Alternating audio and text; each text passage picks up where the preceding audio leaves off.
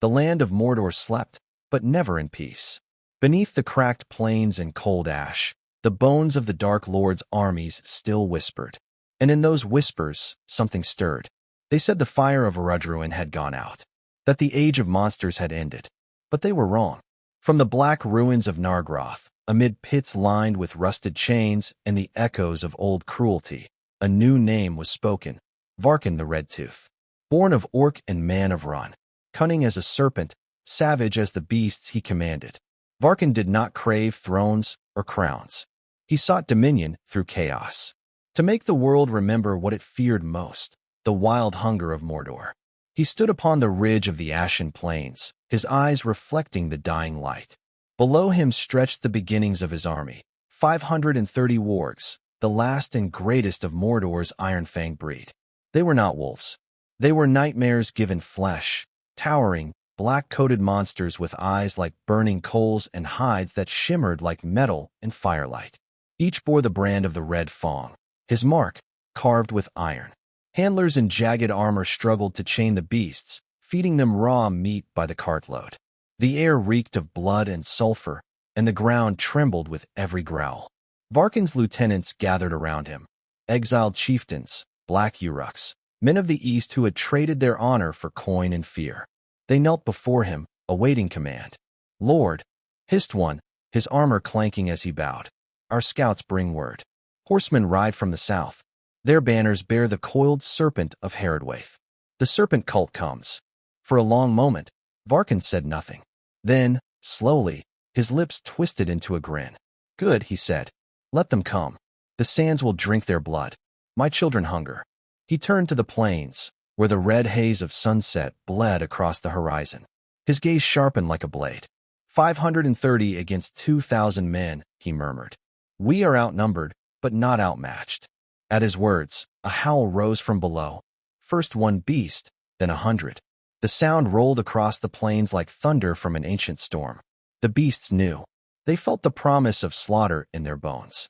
As the howling grew, Varkûn lifted his scarred hand, the nails black as obsidian. "Tonight," he said, "we remind the world that Mordor's heart still beats." Behind him, the beasts surged against their chains. Sparks flew as metal bit into stone. And high above, the ash-choked sky darkened until the stars themselves seemed to hide. Far to the south, the Serpent Warriors of Haradwaith began their long march north. They came as a sea of banners and bronze, 2,100 strong. Discipline, devotion, fanatic fire.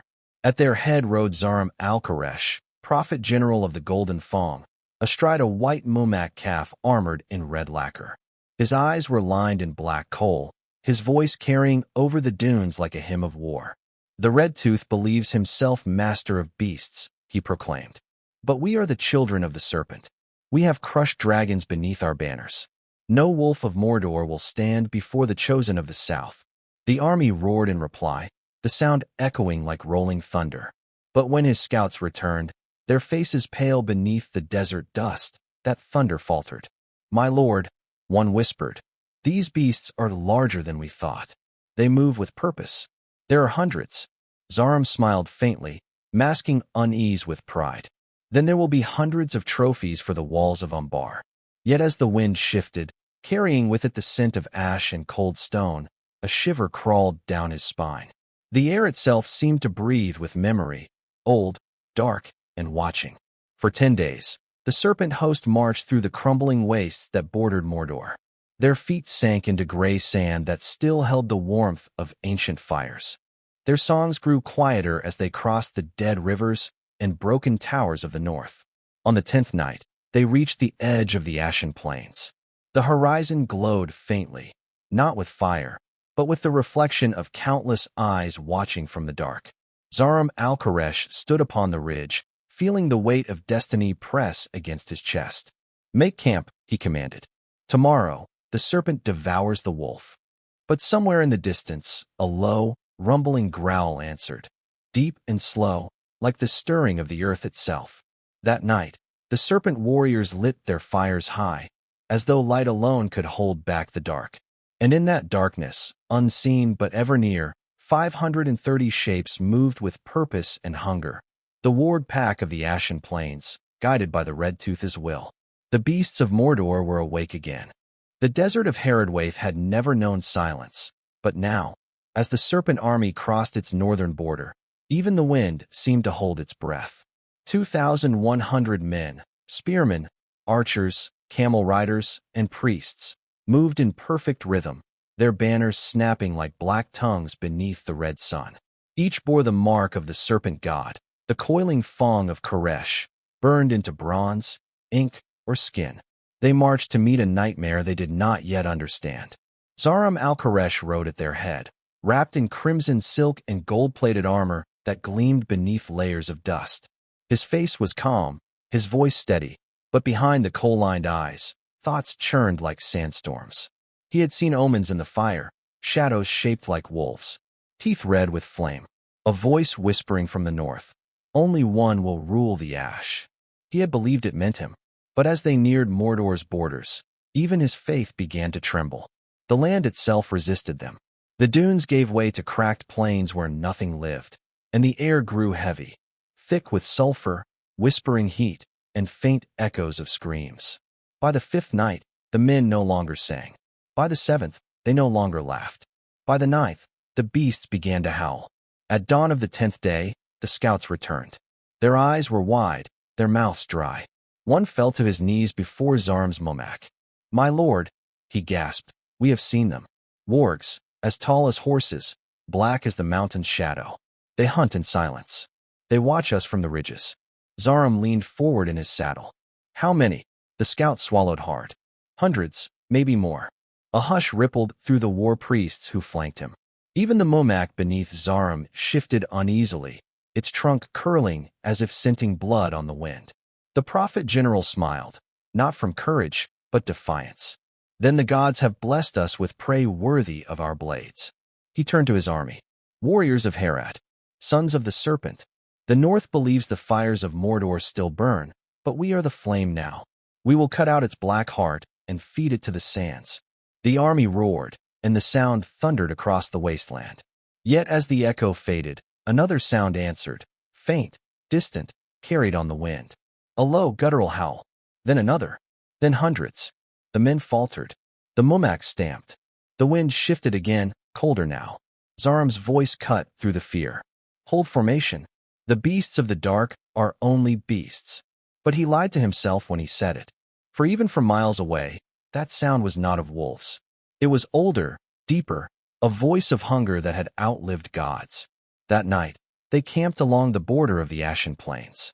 The men built their fires high and close, the flames flickering against their shields. The priests burned incense and sang the hymns of al-Karesh.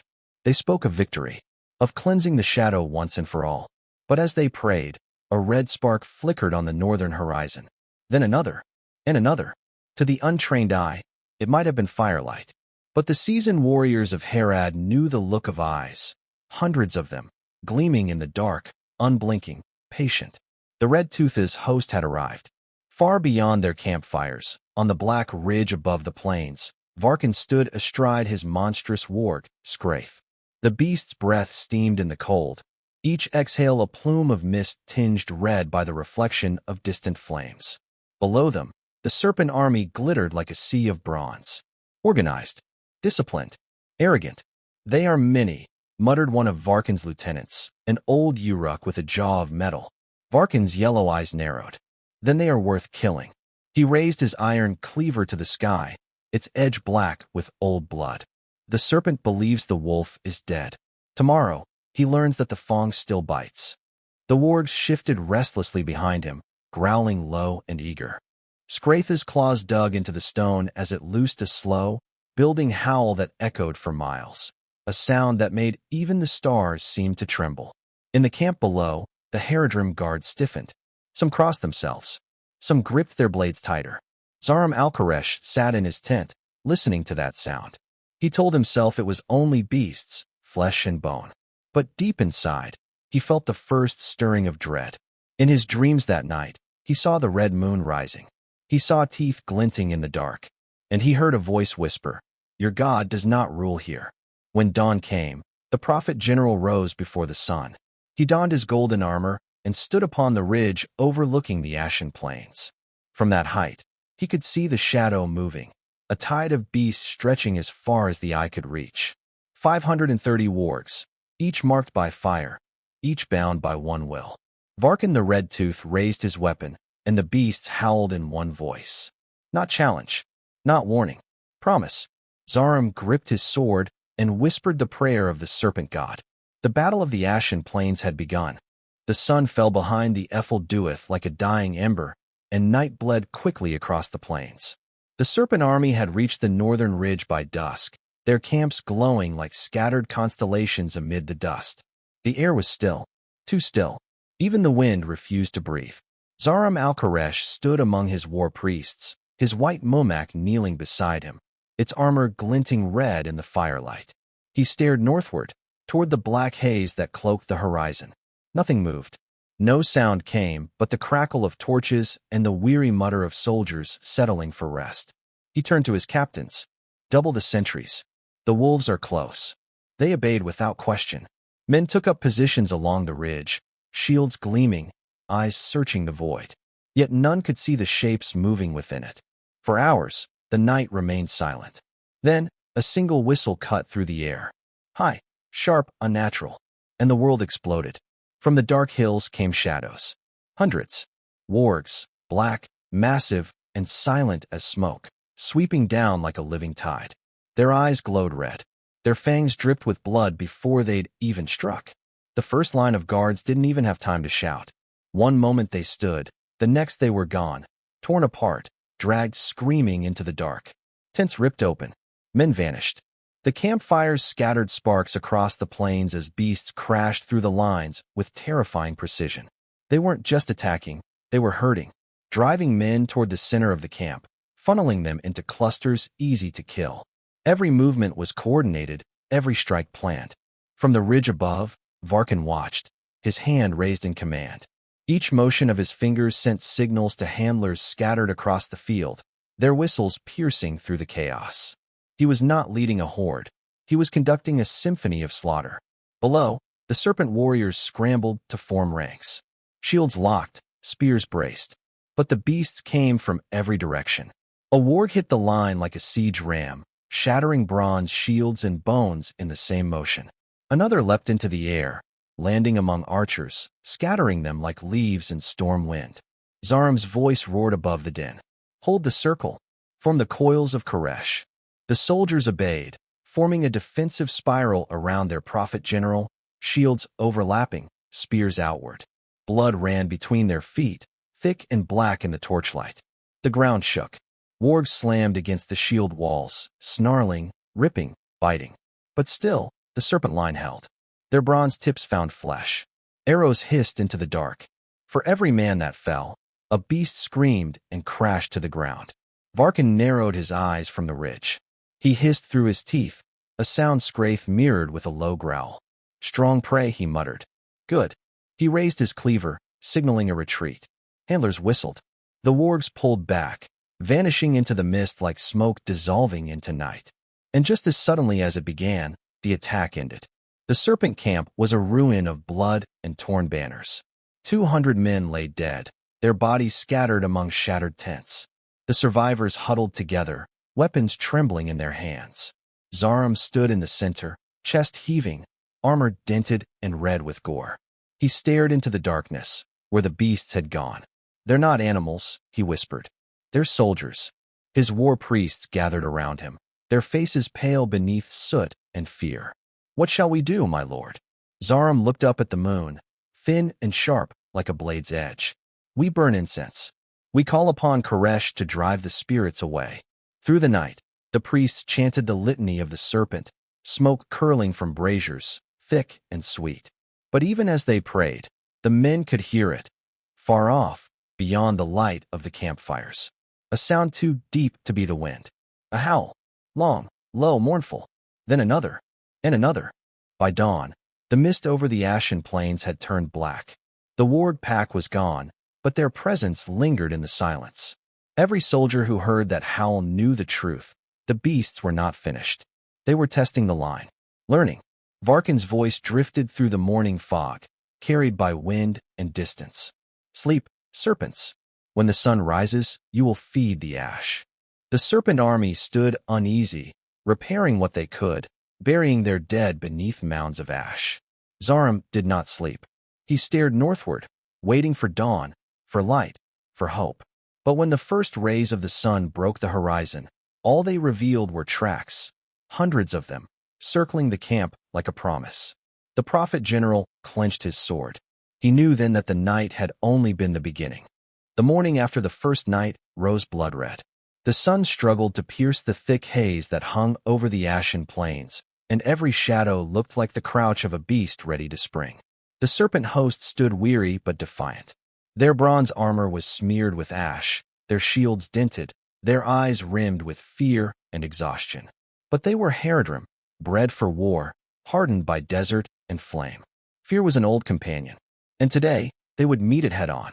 Zarûm al-Karesh stood at the center of his host, the black serpent banner rising high above his head.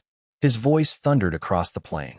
Sons of the south, last night the beasts of Mordor tasted our blood. Today they choke on it. The army roared back, stamping their spears against their shields, a rhythm that rippled across the ranks like thunder made flesh. He had arranged his army into 3 great divisions. On the left, the light infantry, swift men with curved scimitars and oval shields, their bodies wrapped in gold-threaded cloth. On the right, the javeliners and riders, mounted upon sleek desert horses, eyes sharp with vengeance. And at the center, the heart, stood the serpent spears, ranks upon ranks of disciplined phalanx, shields interlocked, spears gleaming like a wall of fangs. Behind them stood the Prophet-General himself, mounted upon his white mumak calf, now armored in black scales and golden plates. The beast trumpeted, shaking its tusks in the morning light. "Let them come," Zarûm whispered. "Let the wolves dash themselves against the serpent's coils." From the northern ridges came a rumble. A whisper first, then a roar. The ground trembled. Dust rose in thin spirals as the horizon moved. The Warg pack had returned. 530 shadows poured from the mist, each one a mountain of muscle and fury, eyes glowing like embers in a furnace. They ran in perfect formation, their speed unnatural, their howls blending into a single, rolling sound. Thunder made hunger.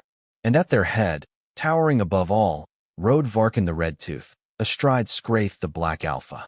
The beast's claws tore gouges into the stone as it charged, foam and blood flying from its jaws. Varkûn's armor glinted with dried gore, and in his hand, he carried the cleaver that had ended kings. He raised it high. "Bite, my children," he roared. "Feast upon the flesh of men."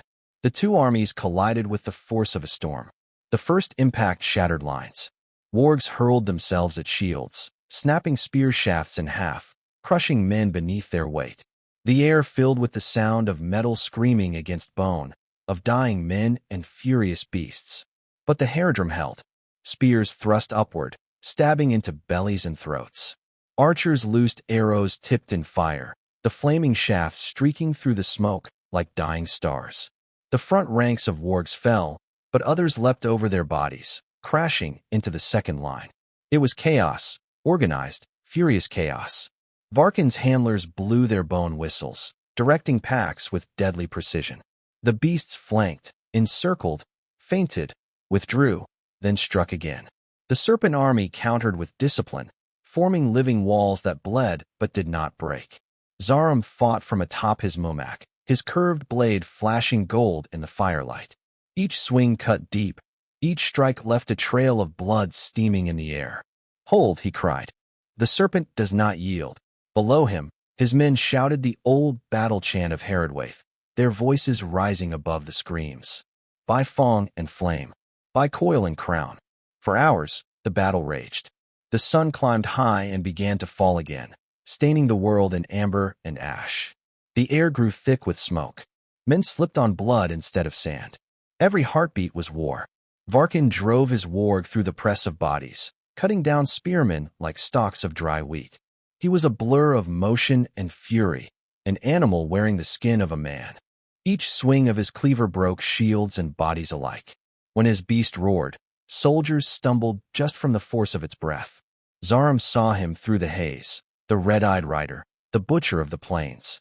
And in that moment, prophecy burned in his heart. He raised his blade to the sky and pointed it toward the Red-Tooth. "Beast of Mordor," he shouted over the din, "your kind dies here." Varkûn turned, his grin jagged and cruel. "Then come and kill me, prophet." Their eyes met across the chaos, predator to predator. And in that shared gaze, both knew only one would see another dawn. As the day waned, the plains became a graveyard of broken armor and twisted bodies. The blood of man and beast mingled into black mud that steamed beneath the setting sun. The Serpent Warriors held the field, but at a cost that made victory feel hollow. Varkûn called his surviving beasts back as twilight fell. He looked upon the ruin with a grim satisfaction. 530, he murmured. And they still stand. Good. He ran his hand down Skraith's smoking hide, the creatures breathing ragged from battle. They think we bleed like them, he said softly. Tomorrow, they learn we burn. As the night crept in, the Serpent Warriors gathered their dead and tended to the wounded. Zarûm stood in silence, his sword still red, his armor heavy with gore. He had won the day, but only barely. And deep within, something whispered that the night to come would demand far more. The wind shifted, carrying with it the faint sound of distant growls. The wolves were waiting, watching, and in the red glow of the dying sun, Mordor smiled. The Ashen Plains lay silent in the dying light of evening. The ground was black with blood, the air heavy with the stench of death.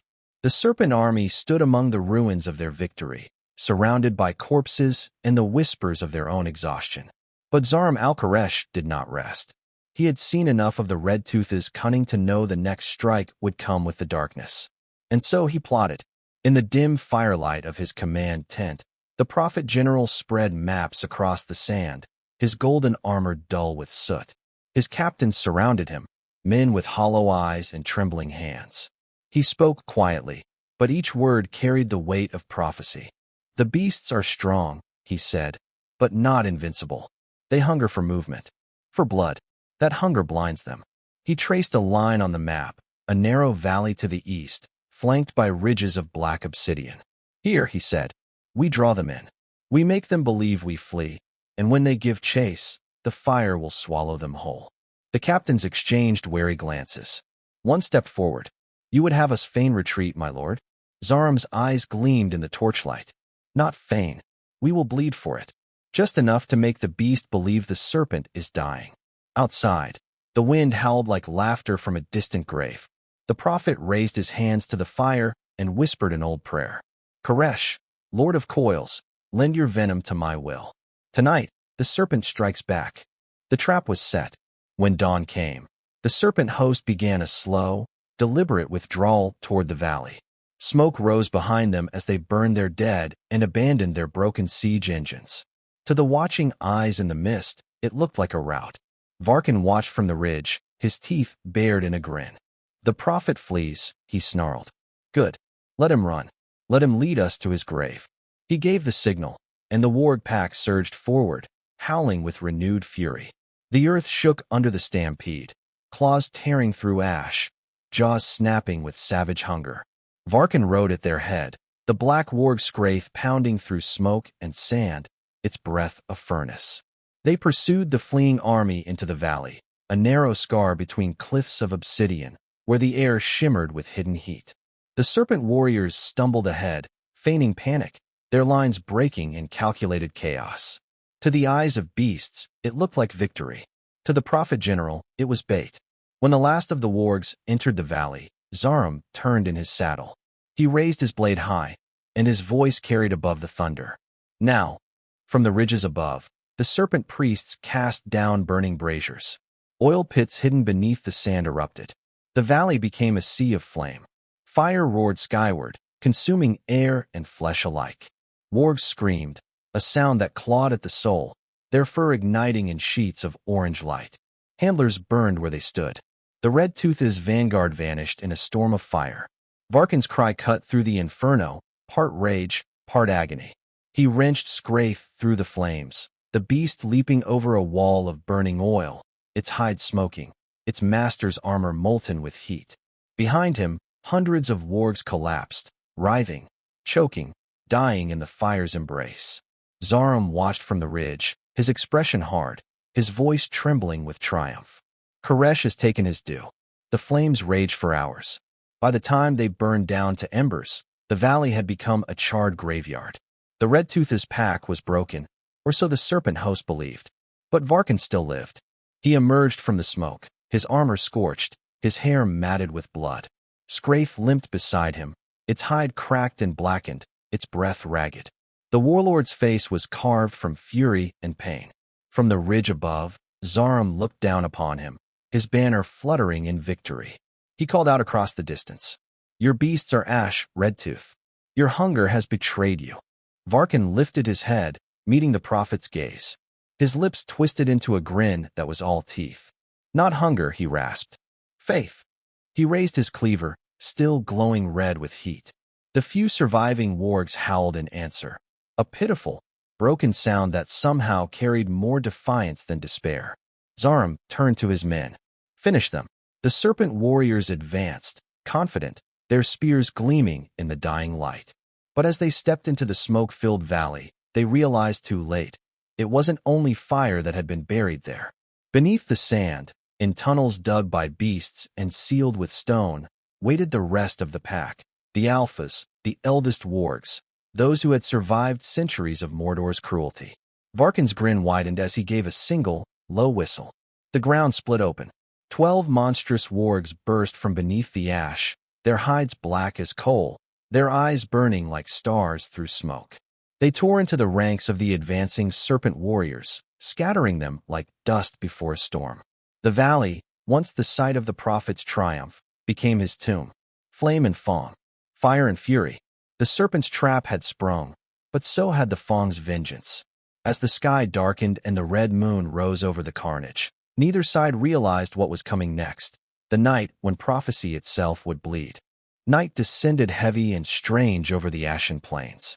The fires in the valley still smoldered, painting the sky in shades of copper and blood.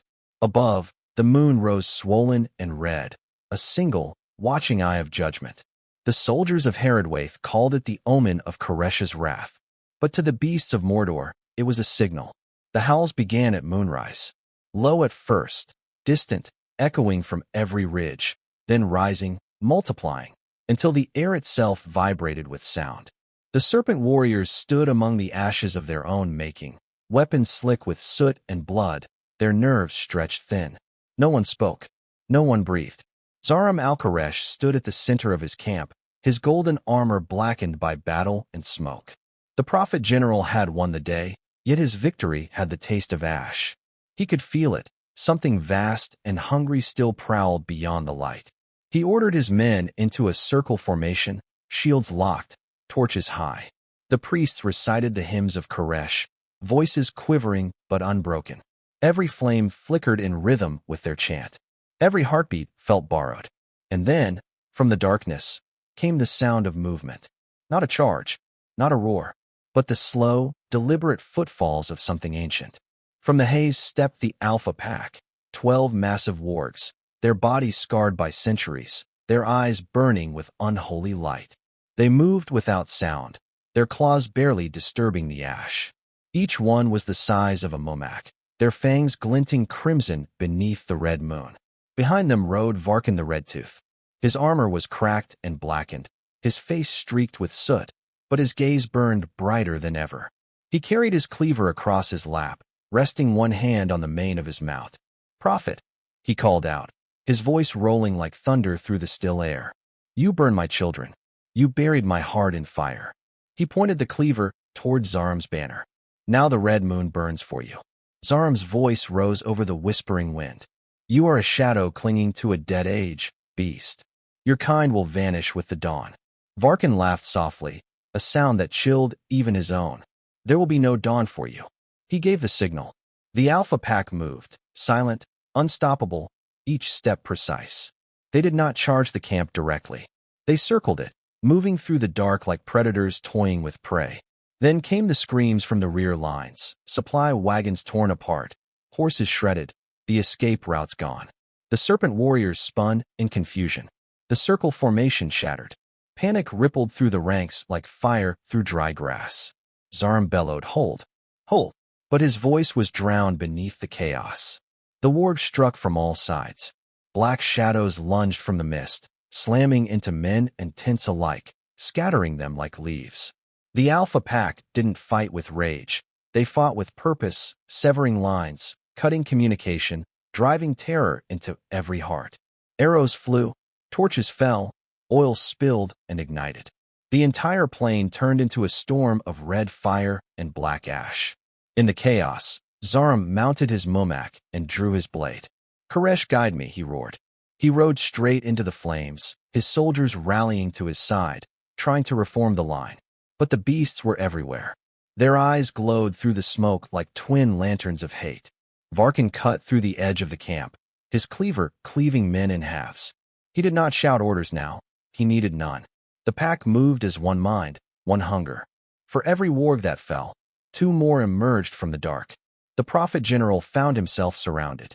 His mumak reared, slamming one beast aside, but another leapt, dragging it down in a thunder of claws and snapping bone. Zarûm rolled free, rising to his knees as flames closed in around him. He looked across the battlefield and saw Varkûn advancing, slow, deliberate, unstoppable. The prophet raised his blade high. "I am the voice of the Serpent God. You will fall before his name." Varkûn dismounted, stepping into the ring of fire between them. The flames painted his armor red, the blood on his face glistening like war paint. He smiled. "Then let your God watch you die." They clashed, steel against iron, faith against fury. The prophet's blade was fast, curved arcs of golden light flashing through the smoke. Varkûn's cleaver met each strike with monstrous strength, sparks raining around them. Zarûm struck deep, slicing through the Red-Tooth's shoulder. Varkûn staggered, but did not fall. He dropped his weapon, seized the prophet by the throat with one hand, and lifted him into the air. Zarûm gasped, his blade slipping from his grasp. "You cannot kill faith," he rasped. Varkûn's yellow eyes blazed. "No," he said softly, "but I can kill its voice." With one motion, he crushed the prophet's throat. Zarûm's body fell limp, the serpent standard toppling beside him. A great wail rose from the Haradwaith ranks, a sound of loss so deep it seemed to tear the night itself. The prophet was dead. Their god was silent. The ward pack surged forward, finishing what their master began. The last formations broke. Men fled into the dark, only to be dragged down and devoured. By dawn, nothing remained of the serpent host but ash and silence. Varkûn stood among the ruins, the red moon sinking behind him, his surviving wargs circling in exhaustion. He raised his cleaver toward the blood-colored sky. "Mordor lives," he whispered, and the land answered with the low, endless echo of howls. Dawn came slow to the Ashen Plains, heavy and gray, the air thick with smoke that refused to lift. The fires had burned themselves into the ground, leaving only glowing coals where men and beasts had died together. The red moon was gone, but its ghost still lingered, a pale stain against the morning light. The battlefield was silent. No birds, no wind, only the soft crackle of cooling embers and the whisper of ash falling like snow. Among the ruins, Varkûn the Red-Tooth moved like a phantom. His armor was cracked, his skin torn, his right arm bound in a ragged strip of cloth soaked through with blood.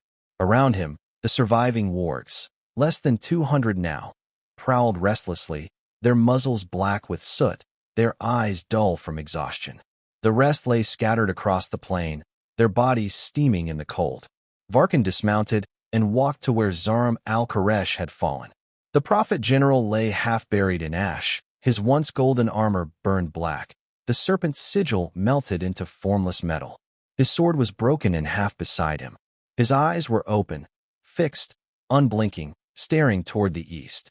The Red-Tooth stood over him in silence. He should have felt triumph. He should have laughed.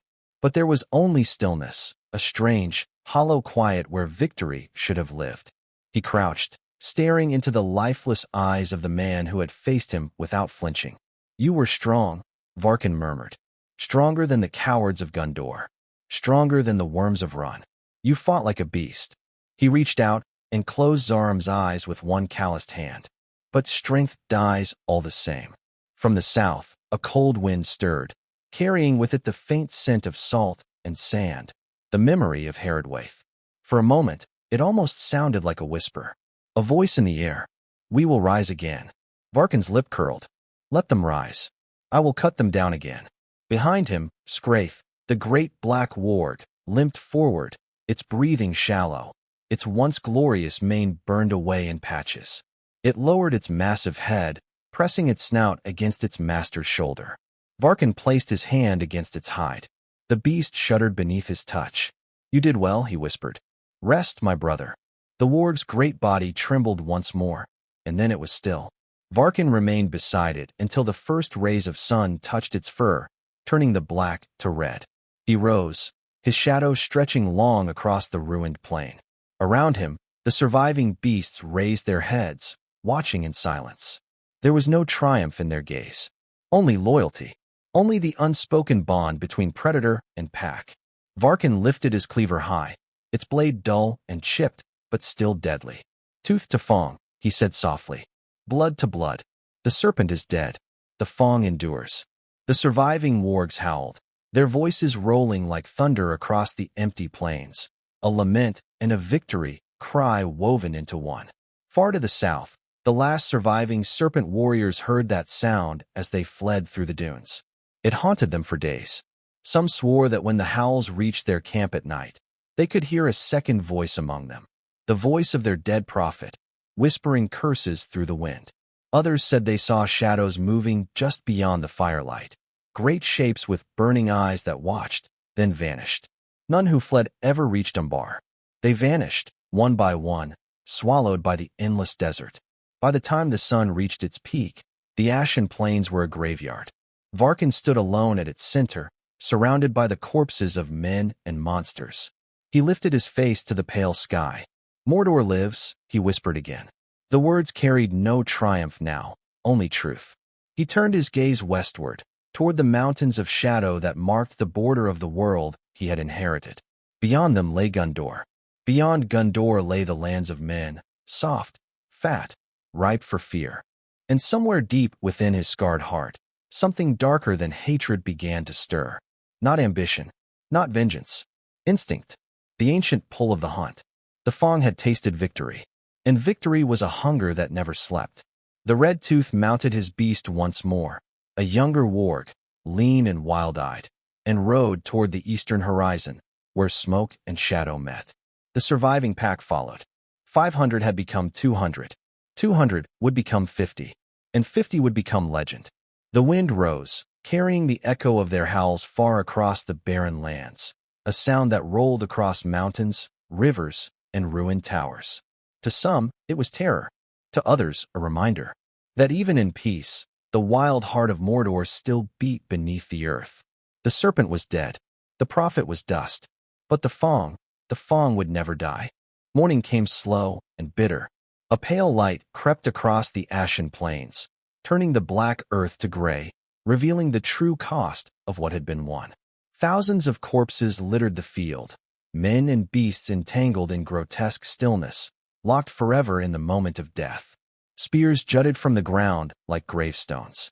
The air stank of iron and smoke, and the wind carried no song, no prayer, only the weight of silence.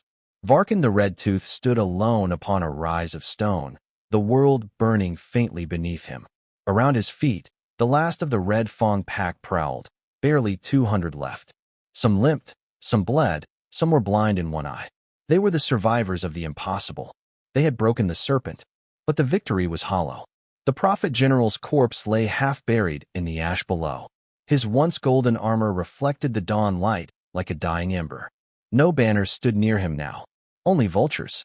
Varkûn watched them circle and land, unbothered. He had no more hate left for the dead. Hate was for the living, and soon, he knew, there would be living enough. He raised his head to the wind. It came from the west this time, clean, cold, carrying with it the faintest scent of water and green. Beyond that horizon lay Gondor, and beyond Gondor lay the west, where the children of kings ruled behind stone walls and called themselves safe. Varkûn's mouth twisted into a grim smile. Mordor lives, he murmured, not as it once did, under the Dark Lord's shadow, but as something wilder, something that could not be chained or forgotten. Not while beasts still drew breath. He turned to his pack. They watched him, eyes glimmering like coals in the light of dawn. These were not just creatures to him. They were kin, carved from the same ruin. They had fought for him, bled for him, devoured and been devoured, and still they lived. He could see in their eyes the same truth that burned in his heart. They would never bow. He raised his cleaver high, its edge black with dried blood. The wind caught his hair, whipping it across his scarred face. His voice rolled low and steady through the still air. "The world will remember us," he said. "Not as slaves, not as beasts, but as the fang that tore through the serpent. The West will whisper our name in fear. The South will curse it in prayer. And the East." He looked toward the mountains that marked the edge of Ron. "The East will kneel to it." The wargs lifted their heads and howled, a sound that began as one voice and grew until it filled the sky. The mountains answered. The plains trembled. Even the ashes seemed to stir beneath their feet.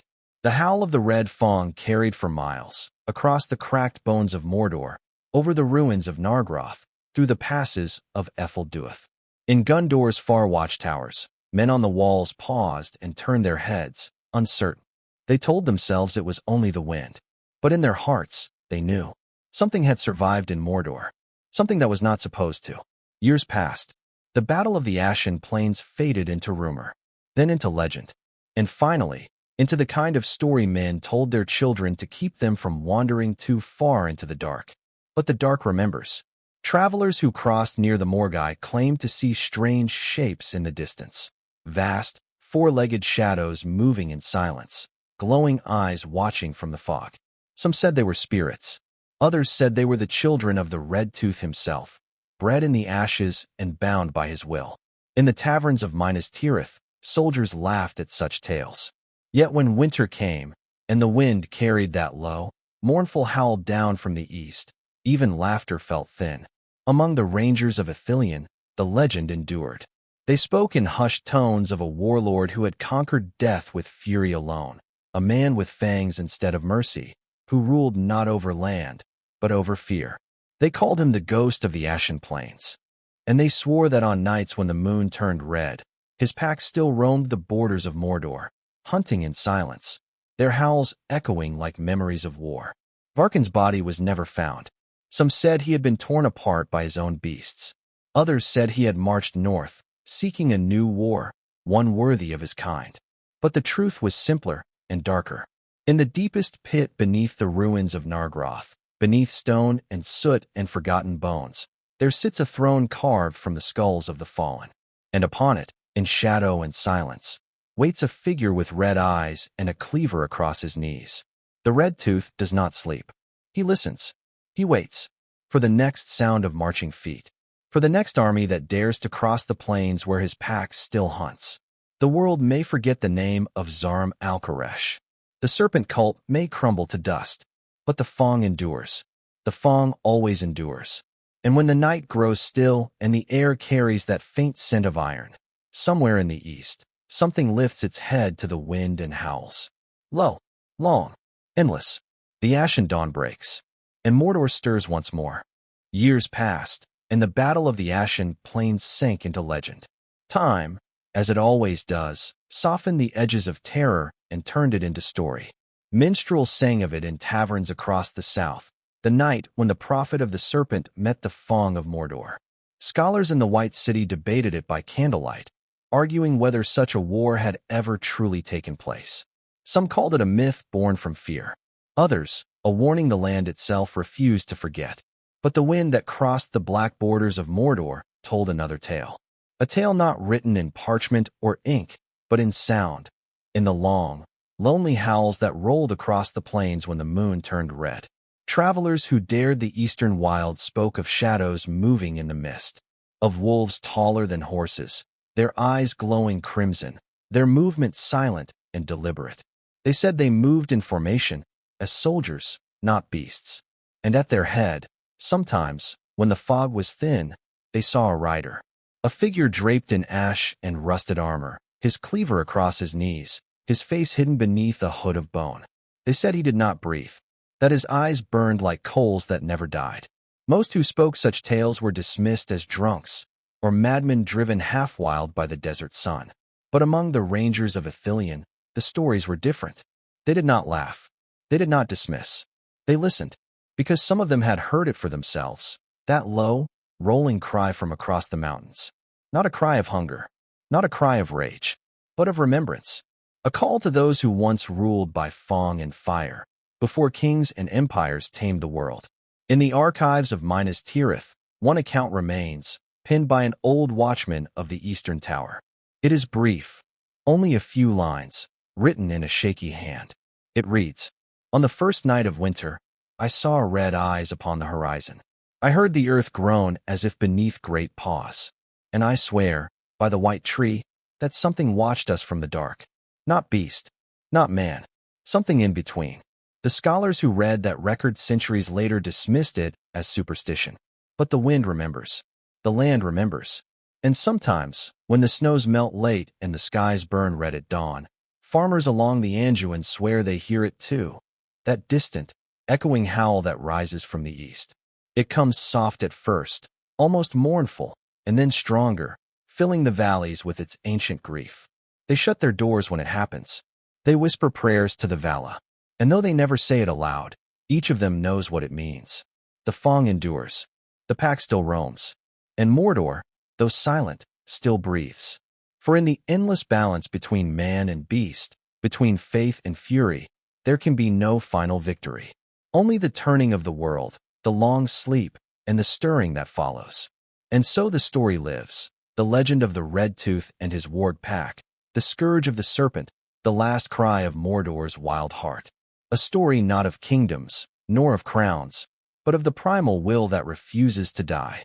When the red moon rises again, and the wind carries that ancient sound across the plains, remember this. Some wars never end. They only sleep beneath the ashes, waiting for a new dawn. The Ashen Dawn. The Fang. Mordor eternal. The howl fades into the distance. And silence reigns once more.